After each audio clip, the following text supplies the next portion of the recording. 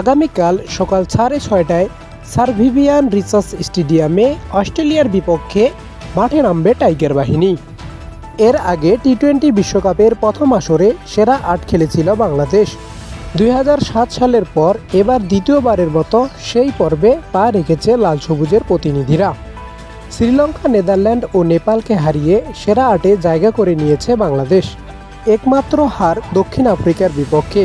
জয়ের দ্বারপ্রান্তে ছিল দলটি। শেষ মুহূর্তে 4 রানের ব্যবধানে হারতে হয় তাদের। তবে 22 গজে নাজমুল হোসেন শান্তরা যেভাবে লড়াই করছে তাতে সেরা 8-এ ভালো কিছুর হাতছানি দিচ্ছে।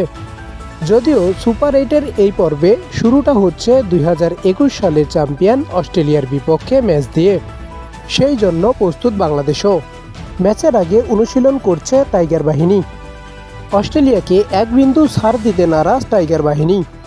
বাংলাদেশ অস্ট্রেলিয়া এ যাবত টি-20-তে 10 বার মোকাবেলা হয়েছে। এই 10 ম্যাচের মধ্যে অস্ট্রেলিয়া 6টিতে জয় পেয়েছে এবং বাংলাদেশ 4টিতে জয় পেয়েছে। হেড টু হেডে অস্ট্রেলিয়ার বিপক্ষে পিছিয়ে নেই টাইগাররা। সুপার 8-এ জিতে সেমিফাইনালে যাওয়ার আশা এখন টাইগারদের। বাংলাদেশের ব্যাটাররা আরেকটু ভালো করলেই সেমিফাইনালের পথ সহজ হয়ে যাবে টাইগারদের সামনে।